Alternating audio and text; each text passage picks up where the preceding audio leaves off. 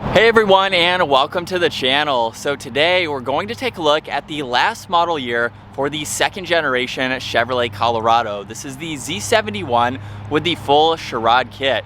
Huge shout out to Carolina Auto Direct for providing this midsize truck for me today. Check out their website. They have a massive selection of pretty much brand new inventory. That link is down in the description. So the Z71 behind me is finished off in satin steel metallic, and they have an MSRP right around $43,000. Let's start off today's review with what powers this Colorado. This has a 3.6 liter V6 paired to an 8-speed automatic transmission, pumping out 308 horsepower, 275 pound-feet of torque. That power is primarily sent to the rear wheels. However, the Z71 does have the four-wheel drive system. This weighs in right around 4,500 pounds, so it'll do 0 to 60 in around 6 seconds, with a top speed of 135 miles an hour. It also has a fuel capacity of 21 gallons. You'll expect to see around 17 miles per gallon in the city, 24 out on the highway. This also has a wheelbase of 128.3 inches. Its overall length is 212.7. It has a width of 74.3, a height of 70.6. Its ground clearance measures in at 8.2 inches. And it also has an approach angle of 17.6 degrees, a breakover angle of 24.6, and a departure angle of 21.3 degrees. As we move on to the exterior styling now for this Z71, aside from all the added components from the Sherrod kit, let's start off with the front end with all of the factory specifications. So up front, there's the Chevy bow tie with the grille to provide a lot of cooling to that engine. You'll notice too that the lower bumper is finished off in gloss black, just to tie in a little bit nicer with that grille. And unfortunately, this still has halogen headlights, DRLs, and turn signals, along with the fog lights down below. Maybe the third gen will have LEDs for all of the exterior lighting. In the middle section of the lower bumper though, there is the body colored section, so it ties it in nicely with this front end design. There's the lower air dam with 2 tow hooks, and then some nice lines that come down the hood, just tying it in together very nicely, along with the body colored trim that goes just behind the Chevy bow tie. Now as we work our way to the sides, the pocket style fender flares are a part of that kit, along with the 6-inch ready lift kit. Now this has a set of 285 55/20s with the two-tone design for those wheels, so it's about a 33-inch tire. Looks like there is plenty of clearance even with that lower air dam. If you were to take this off-road, you might have some rubbing with that, but if you're going off-road, that should definitely come off, which is a whole separate topic. But this also has the side steps, which makes it easier to enter and exit with the added height. You'll notice that the side mirrors are finished off in gloss black, which match the gloss black for the door handles. So that's a cool, subtle touch to see. Really nice lines that run down the side too, especially the indentation and the lower section of that door. And this truck has the 5-foot bed, so it looks a lot more proportional in my opinion, having that option. As we work our way to the rear, Chevrolet is stamped into the tailgate where this has the gloss black lettering to match the rest of the theme. There's a backup camera with all these sensors in the body colored bumper, and this even has these side steps, which makes it that much more capable in order to enter and exit the bed. This has a towing capacity right around 7,600 pounds and a payload capacity of 1,500. So it is a pretty capable mid-sized truck. This also has the soft opening tailgate, which is nice, along with the spray and bed liner. There are tie-down hooks to safely secure any items that you may have. So you have a good amount of space for some of those smaller items that you can fit in for this truck. Now, along with that side step, there's also a grab handle up top. So that just gives you some added security when you're jumping up and down from that tailgate. Now, as we work our way to the back seats, the door panel has a nice two-tone design to it.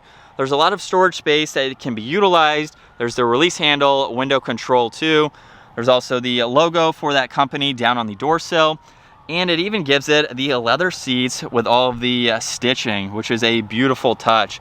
Now, what I love about these seats, there's actually hidden storage space underneath the seat. So all you need to do is pull on that lever, and with 2 hands, it makes it much easier, but you can lift up that bottom and it goes all the way to the passenger side. So you have some areas there where you can place some other items, have them out of the way. If you pull on that tab, the seat will lower. Now there's no room behind these seats, so you get all of that space up underneath. And then with that side step, makes it much easier to enter at 5'10".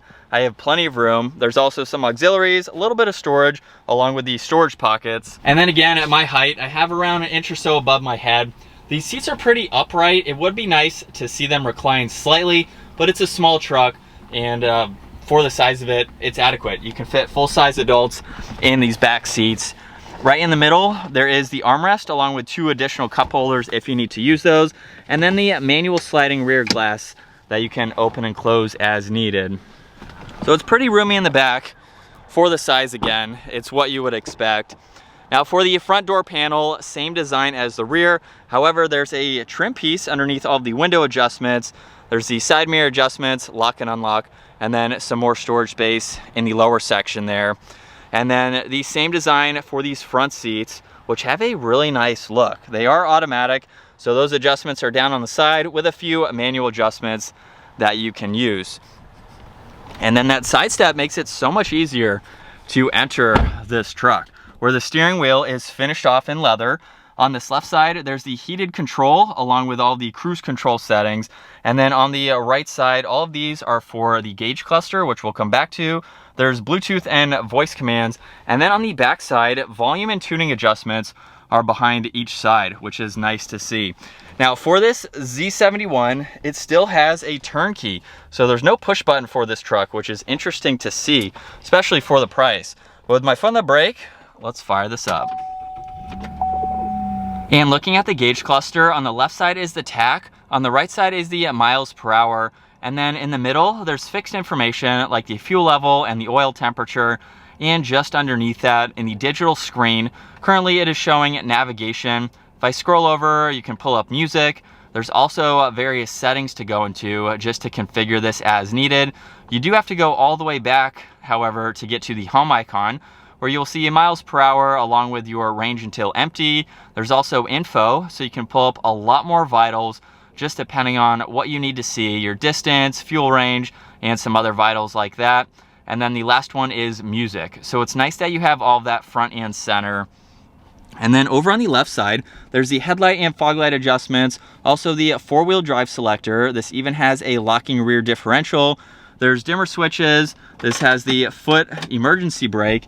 There's also a slot right here where you could place an SD card or credit card, something of that, to hide them out of the way, which is nice to see. And then right in the middle with the touchscreen system, if I push on home, that will bring up these icons like audio and phone, there's settings, Apple CarPlay, Android Auto, all of the climate adjustments, even the camera that you can go into. And there is a split style, so you can pull up your audio along with the navigation. There's shortcuts in the lower section as well, so you can easily get into all this info, pull up that nav in full screen, as well as getting into the climate adjustments. And then underneath that, there's physical buttons for power and volume for the radio. You can use this icon to further go through this info if you don't want to use it as a touchscreen system. And then there's home, back, and tuning right in the middle. Underneath that, this does have the climate adjustments with the fan speed on the left side, along with power. Temperature is on the right side there, and then everything is laid out incredibly well right in the middle to further go through that. Now this has traction control, the lane keeping assist, there's the parking sensors, hazards, along with a tow mode that you can use. There's a downhill assist control, and then you can also turn on and off the bed light. So if you're using this at nighttime, it gives you that added visibility. This also has heated seats. Now we have the entire seat or just the upper section, so just depending on what you need for the day.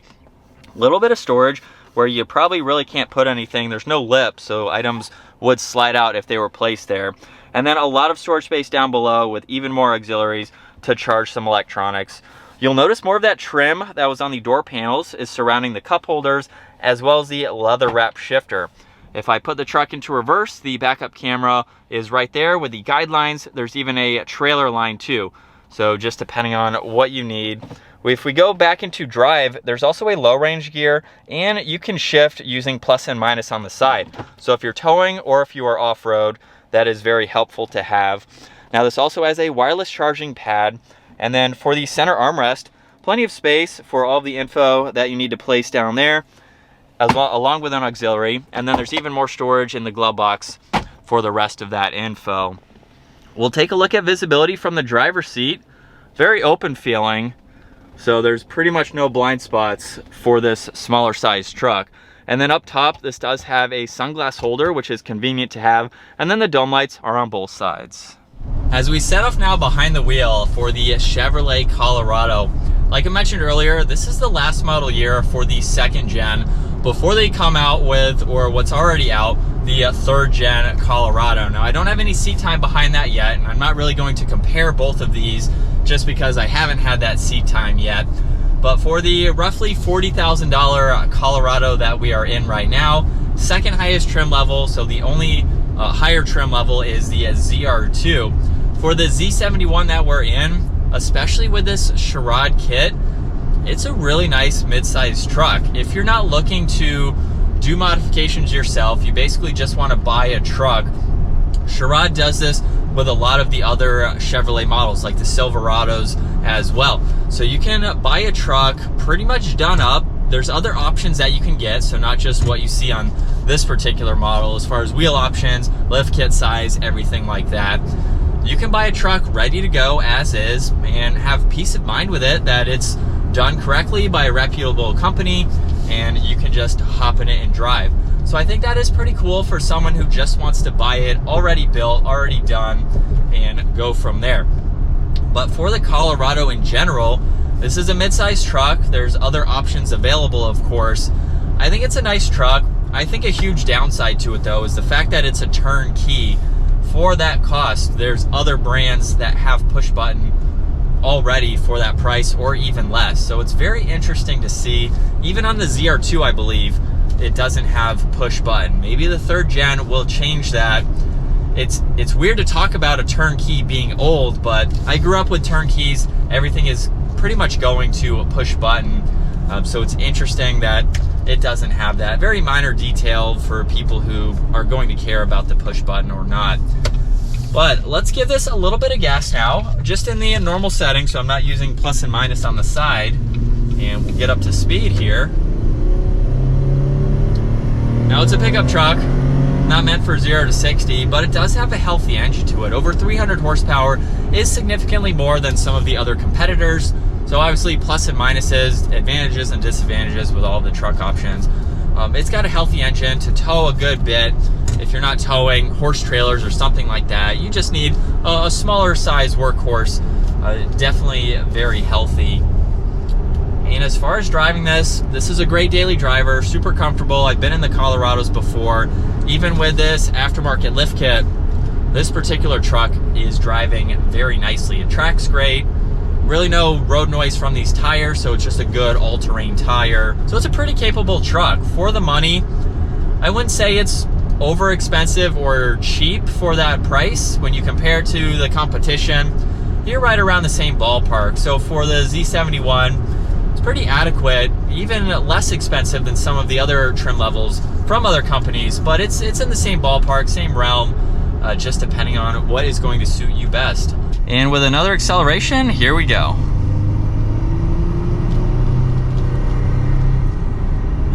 And light on the accelerator, we're up to speed. So I do like the power output for this truck.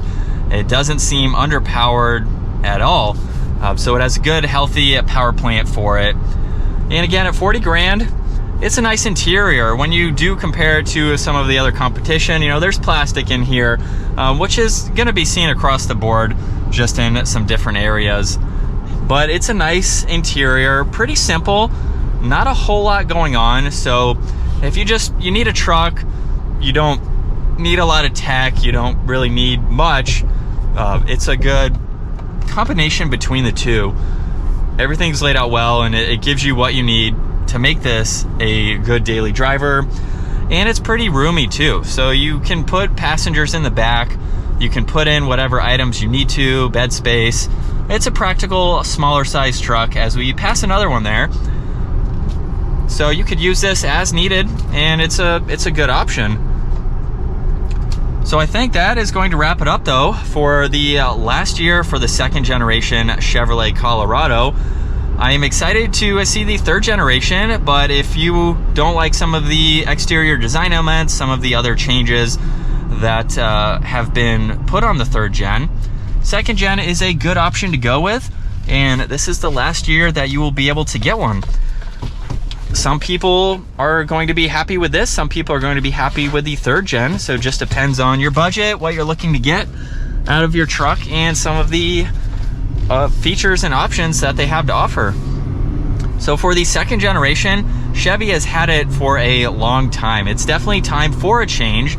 It's been the same truck for quite some time. So this is the last year that you can get it if this is something that you like and you are happy with going with. But if you enjoyed today's video, give it a huge thumbs up. Check out Carolina Auto Direct. Their website is down in the description below.